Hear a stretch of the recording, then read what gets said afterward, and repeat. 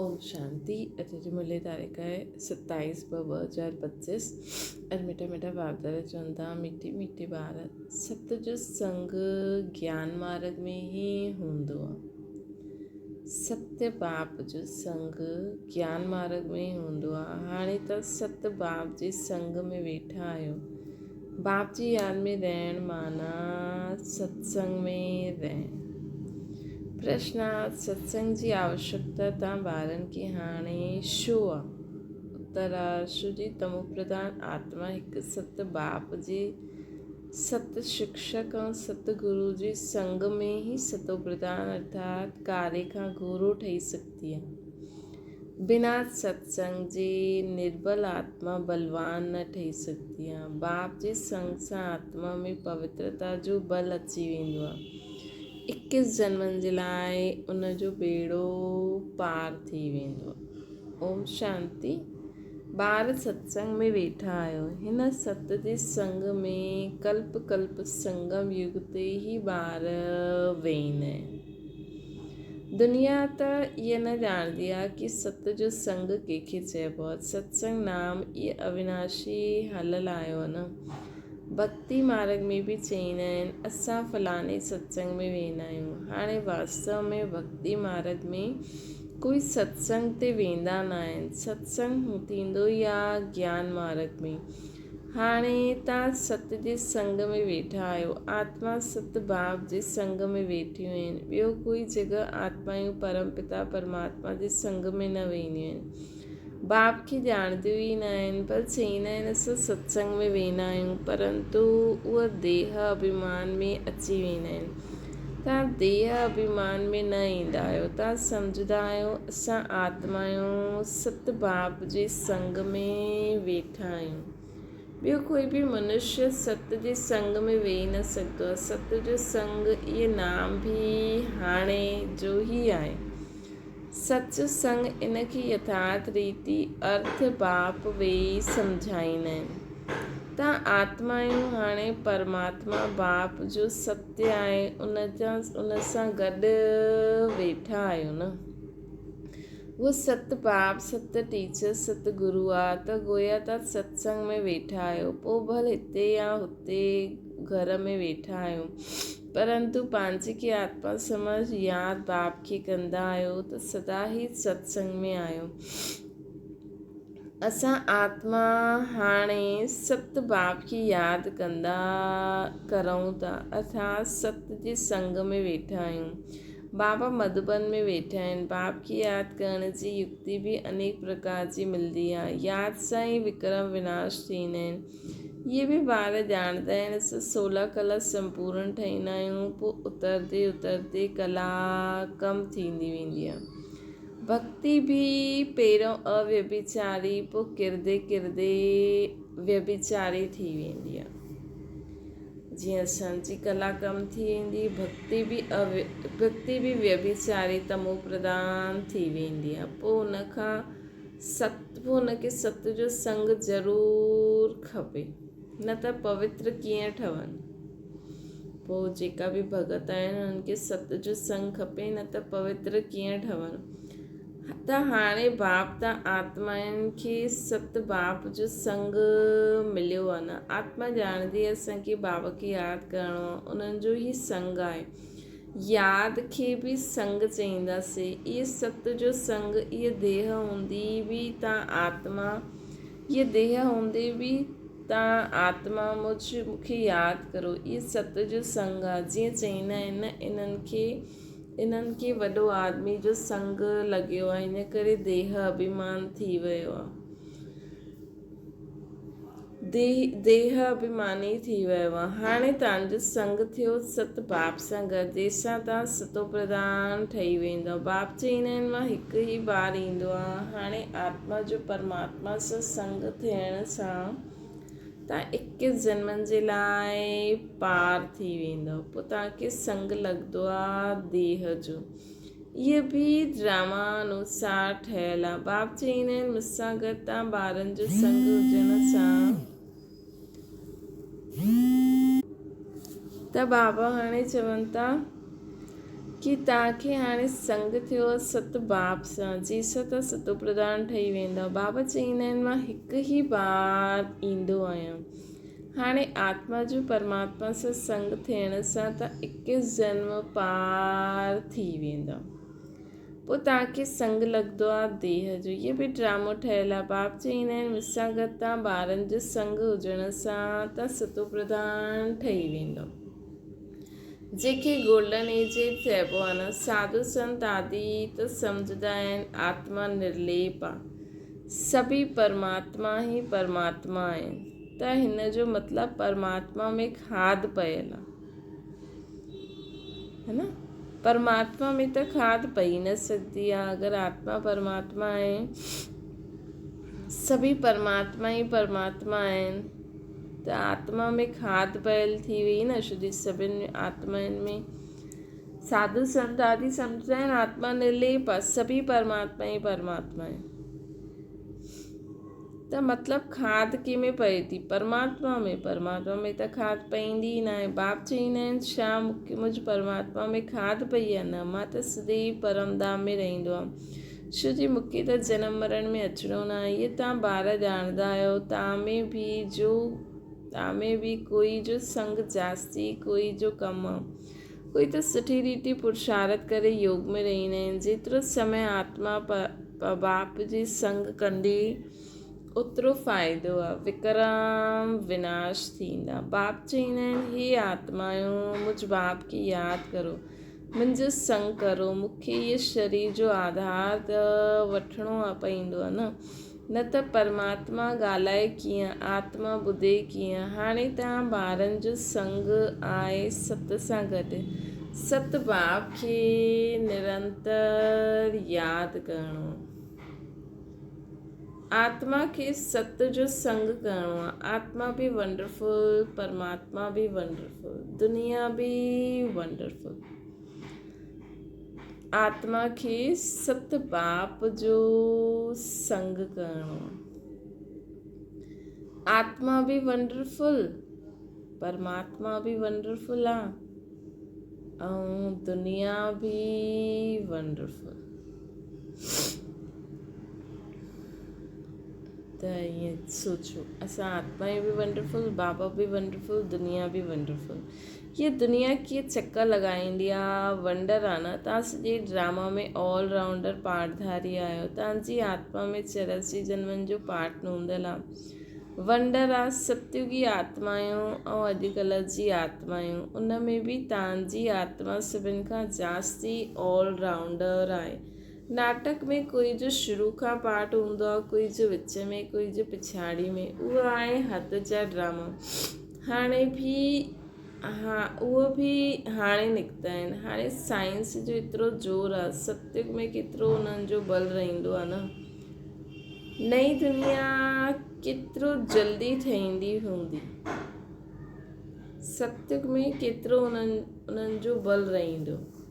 Science एतिरो ज़ोर आहे, सत्युग में साइंस जो बि कमु हूंदो न। नई दुनिया केतिरी जल्दी ठही ईंदी। हुते पवित्रता जो बल आहे मुख्य। हाणे त निर्बल आहिनि, हुते बलवान आहिनि। ये लक्ष्मी नारायण बलवान आहे न। हाणे रावण बल छीने वठंदो आहे।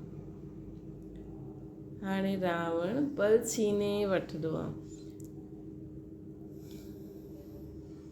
त बाबा चवनि था पोइ तव्हां हुन रावण ते जीत पाए करे केतिरो बलवान ठहींदा आहियो। जेतिरो सत जो संग करणु अर्थात आत्मा जेतिरो सत बाप खे यादि कंदी ओतिरो बलवान थींदी वेंदी। पढ़ाई में बि बल त मिलंदो आहे, तव्हांखे बि बल मिलंदो आहे। सॼे विश्व ते तव्हां हुकुम हलाईंदा आहियो। आत्मा जो सत जे साथ योग संगम ते ई हूंदो आहे। बाप चईंदा आहिनि आत्मा खे मुंहिंजे संग मिलण सां आत्मा ॾाढी बलवान ठही वेंदी आहे। बाप वर्ल्ड ऑलमाइटी अथॉरिटी आहे न, उन्हनि द्वारा बल मिलंदो आहे। इन में सभु वेद शास्त्रनि जे आदि मध्य अंत जो ज्ञान अची वेंदो आहे। जीअं बाप ऑलमाइटी आहे, तव्हां बि ऑलमाइटी ठहींदा आहियो। विश्व ते तव्हां राज्य कंदा आहियो। तव्हां खां कोई छीने न सघंदो राज्य। तव्हांखे मुंहिंजे द्वारा केतिरो बल मिलंदो आहे न, इन्हनि खे बि बल मिलंदो आहे। जेतिरो बाप खे यादि कंदा आहिनि ओतिरो बल मिलंदो। बाप ॿियो कोई तकलीफ़ न ॾींदा आहिनि, सिर्फ़ु चईंदा आहिनि मूंखे यादि करो। 84 जन्मनि जो चकर हाणे पूरो थियो, हाणे वापसि वञिणो आहे। इहे सम्झाइण कोई वॾी ॻाल्हि न आहे। जास्ती रेज़गारी में वञण जी त दरकार ई न आहे। बीज खे ॼाणण सां सभु ॼाणे वेंदा। इन सां इहो सॼो झाड़ ईअं निकिरंदो आहे, नटशेल में बुद्धि में अची वेंदो आहे। इहे ॾाढी विचित्र ॻाल्हियूं आहिनि, है न। नटशेल में बुद्धि में सॼो ज्ञान अची वेंदो। इहे विचित्र ॻाल्हियूं आहिनि। भक्ति मार्ग में मनुष्य केतिरा धक्का खाईंदा आहिनि, महिनत कंदा आहिनि, मिलंदो कुझु न आहे। पोइ बि बाप अची करे तव्हांखे विश्व जो मालिक ठाहींदा आहिनि। असां योग बल सां विश्व जा मालिक ठहींदा आहियूं। इहे ई पुरुषार्थ करिणो आहे। भारत जो योग मशहूरु आहे न। योग सां तव्हांजी आयु केतिरी वॾी थी वेंदी आहे। सत जे संग सां केतिरो फ़ाइदो थींदो आहे। आयु बि वॾी थी वेंदी, काया बि निरोगी थी वेंदी। इहे सभु ॻाल्हियूं तव्हां ॿारनि जी बुद्धि में ई विहारबी आहे। ॿियो कोई खे बि सत सां गॾु संग न आहे सिवाय तव्हां ब्राह्मणनि जी। तव्हां प्रजापिता ब्रह्मा जी संतान आहियो, ॾाॾा पुत्र न। तव्हां प्रजापिता ब्रह्मा जी संतान आहियो, ॾाॾा पुत्र। त एतिरी ख़ुशी हुजणी खपे कि असां ॾाॾा पुत्र आहियूं। शिव बाबा असांजो ॾाॾो, असां उन्हनि जा पुत्र। पूरे विश्व में लाइट माइट ॾियूं था। वरसो बि ॾाॾे सां मिलंदो आहे। इहे ई यादि जी यात्रा आहे। बुद्धि में इहे ई सिमरन रहणो खपे। उन्हनि सत्संगनि में त हिकु जॻह वञी करे वेहींदा आहिनि। हिते इहा ॻाल्हि न आहे। ईअं न की हिकु जॻह वेहण सां सत जो संग थींदो आहे न। उठंदे वेंदे हलंदे फिरंदे असां सत जे संग में आहियूं। अगरि उन्हनि खे यादि कंदा त अगरि उन्हनि खे यादि कंदा त उठंदे वेंदे असां सत जे संग था, सत्संग में ई आहियूं। यादि न कंदा त देह अभिमान आहे। देह त असत्य चीज़ आहे न। देह खे सत्य न चईंदासीं। शरीर त जड़ आहे, 5 तत्वनि जो ठहियलु आहे। उन्हनि में आत्मा न हुजे त चुरपुर बि न करे। मनुष्यनि जे शरीरनि जी त कोई वैल्यू ई न आहे। ॿियो सभिनि जे शरीरनि जी वैल्यू आहे। सौभाग्य त आत्मा खे मिलणो आहे। मां फलानो आहे, आत्मा चईंदी आहे। बाप चईंदा आहिनि आत्मा कीअं थी वई आहे। अंडे कच्छ मच्छ सभु खाईंदी रहंदी आहे। हर हिकु भस्मासुर पंहिंजे खे आपे ई भस्म कंदा आहिनि। कीअं? कामचिता ते वेही हर हिकु पंहिंजे खे भस्म करे ॾींदा आहिनि। त भस्मासुर थिया रहिया न। हाणे तव्हां ज्ञानचिता ते वेठा आहियो, देवता ठहींदा आहियो। सॼी दुनिया कामचिता ते वेही भस्म थी वई आहे। तमो प्रधान कारी थी वई आहे न। बाप ईंदा ई आहिनि ॿारनि खे कारे खां गोरो ठाहिण,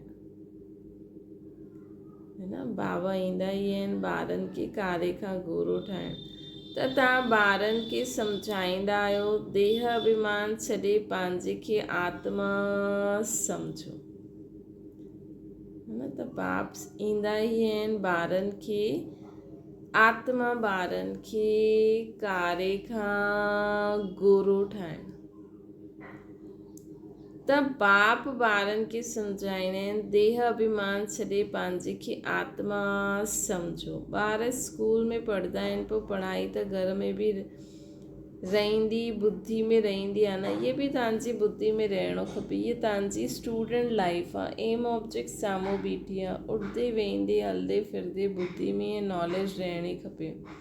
हिते ॿार ईंदा आहिनि, रिफ्रेश थींदा आहिनि। युक्तियूं सम्झाइबियूं आहिनि कि ईअं ईअं सम्झायो। दुनिया में ढेर जा ढेर सत्संग हूंदा आहिनि।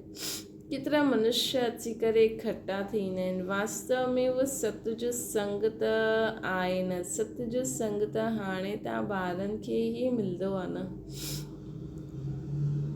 बाप ई अची करे सतयुग जी स्थापना कंदा आहिनि। तव्हां मालिक ठही वेंदा आहियो। देह अभिमान अथवा कूड़ो अभिमान में तव्हां किरी पईंदा आहियो ऐं सत जे संग में तव्हां चढ़ी पईंदा आहियो। अधु कलाक तव्हां प्रालब्ध भोगंदा आहियो। ईअं न कि हुते बि तव्हांखे सत जो संग आहे, न। सत जो संग ऐं कूड़ जो संग तॾहिं चईंदा आहिनि जॾहिं ॿई हाज़िर हुजनि। हाणे सत्य बाप जॾहिं ईंदा आहिनि उहो ई अची करे असांखे सभु ॻाल्हियूं सची सची सम्झाईंदा आहिनि। जेसिताईं उहो सत्य बाप न अचे तेसिताईं कोई ॼाणंदा ई न आहिनि। हाणे बाप तव्हां ॿारनि खे चईंदा आहिनि, हे आत्माऊं मूंसां गॾु संग रखो।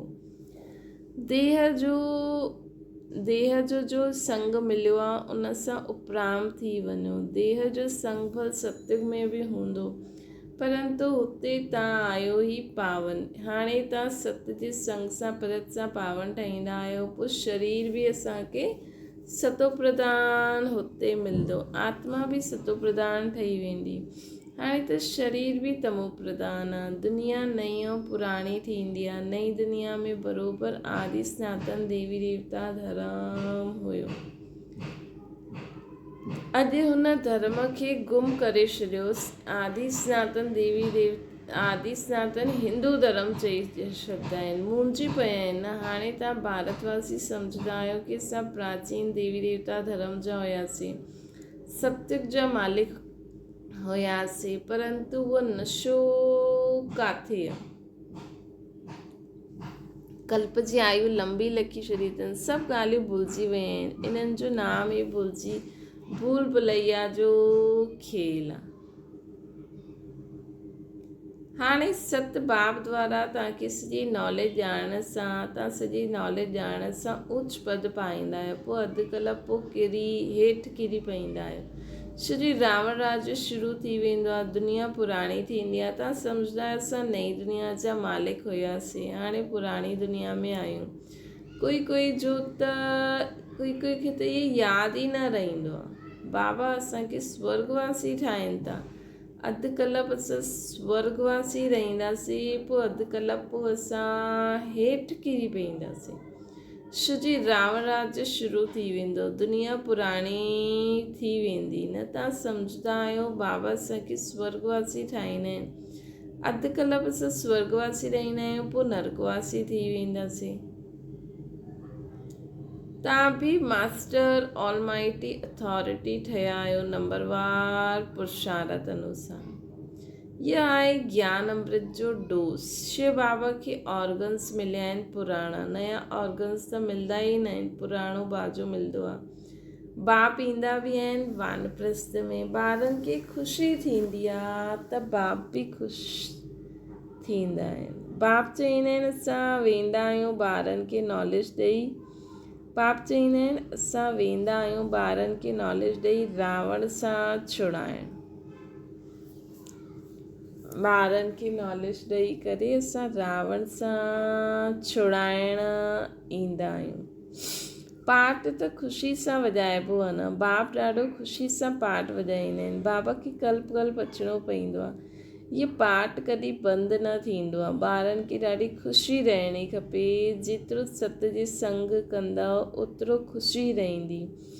यादि कमु कंदव इन करे एतिरी ख़ुशी न रहंदी आहे। बाबा ॿारनि खे मिल्कियत ॾींदा आहिनि। जो ॿार सची दिलि वारा आहिनि उन्हनि ते बाप जो ॾाढो प्यार आहे। जो ॿार सची दिलि वारा आहिनि उन्हनि ते बाप जो ॾाढो प्यार आहे। सची दिलि ते साहिब राज़ी रहंदा आहिनि। अंदरि ॿाहिरि जो सचा रहंदा आहिनि। बाप जा मददगार ठहींदा आहिनि। सर्विस ते तत्पर रहंदा आहिनि। उहो ई बाप खे प्रिय लॻंदा आहिनि। अंदरि ॿाहिरि जो सचा रहंदा आहिनि, बाप जा मददगार ठहींदा आहिनि, सर्विस ते तत्पर रहंदा आहिनि। उहो ई बाप खे प्रिय लॻंदा आहिनि। पंहिंजी दिलि सां पुछिणो आहे असां सची सर्विस कंदा आहियूं। सच्चे बाबा सां जे साथ संग रहंदो आहे असांजो। सची सर्विस कंदा आहियूं। चेक करो सच्चे बाबा सां गॾु संग रहंदो आहे। अगरि सत बाबा सां गॾु संग न रखंदासीं त छा गति थींदी। ॾाढनि खे रास्तो ॿुधाईंदा रहंदव त ऊच पद पाईंदव। सत बाप सां असां छा वरसो पातो आहे, पंहिंजे अंदरि ॾिसणो खपे कि बाबा सां असां छा वरसो पातो आहे। इहे त ॼाणंदा आहियो न नंबरवार, कोई केतिरो वरसो पाईंदा आहिनि, कोई केतिरो। राति ॾींहं जो फ़र्क़ु आहे। अच्छा, मीठी मीठी सिकील ते ॿारनि प्रति माता पिता बाप दादा जो यादि प्यार ऐं गुड मॉर्निंग। रूहानी बाप जी असीं सभिनि रूहानियुनि ॿारनि खे नमस्ते। असांजी बि रूहानी माता पिता बाप दादा खे यादि प्यार गुड मॉर्निंग ऐं नमस्ते। धारणा जे लाइ मुख्य सार, तव्हांखे जो हिन देह जो संग मिलियो आहे, हिन संग सां उपराम रहणो आहे। सत जे संग सां पावन ठहिणो आहे। ॿियो आहे, हिन स्टूडेंट लाइफ में हलंदे फिरदे बुद्धि में नॉलेज घुमंदी रहे कि असां केरु आहियूं, कंहिंजा आहियूं, कीअं पाठ वॼायो। एम ऑब्जेक्ट्स खे साम्हूं रखी पुरुषार्थ करिणो आहे। सच्चे दिलि सां बाप जो मददगार ठहिणो आहे। वरदाना अव्यभिचारी ऐं निर्विघ्न स्थिति द्वारा फर्स्ट जन्म जी प्रारब्ध प्राप्त करण वारा समीप ऐं समान ठहो। जो ॿार हिते बाप जी गुण संस्कारनि में समीप आहिनि, सर्व संबंधनि सां समीप जे साथ जो समानता जो अनुभव कंदा आहिनि, उहो ई हिते रॉयल कुल में जन्म में जे संबंध में समीप ईंदा। ॿियो आहे, फर्स्ट में उहे ई ईंदा जो आदि खां अञा ताईं अव्यभिचारी ऐं निर्विघ्न रहिया आहिनि। निर्विघ्न जो अर्थ इहे न कि विघ्न अचे ई न, विघ्न विनाशक व विघ्ननि जे मथां सदा विजयी रहिया। इहे ॿई ॻाल्हियूं यदि आदि खां अंत ताईं ठीकु आहिनि त फर्स्ट जनम में साथी थींदासीं। स्लोगन आहे, साइलेंस जी पावर सां नेगेटिव खे पॉजिटिव में परिवर्तन करो। अव्यक्त इशारो, एकांत प्रिय ठहो, एकता ऐं एकाग्रता खे अपनायो। एकांतवासी अर्थात सदा स्थूल एकांत सां गॾु गॾु हिक जे अंत में रहणु। एकाग्रता जी शक्ति सां कहिड़ी बि आत्मा जो मैसेज, एकाग्रता जी शक्ति सां कहिड़ी बि आत्मा जो मैसेज हुन आत्मा ताईं पहुचाए सघंदा आहियो।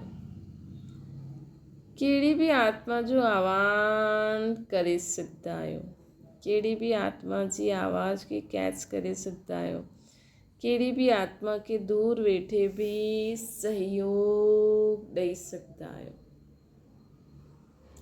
अच्छा, ओम शांति। बाबा खे यादि करो।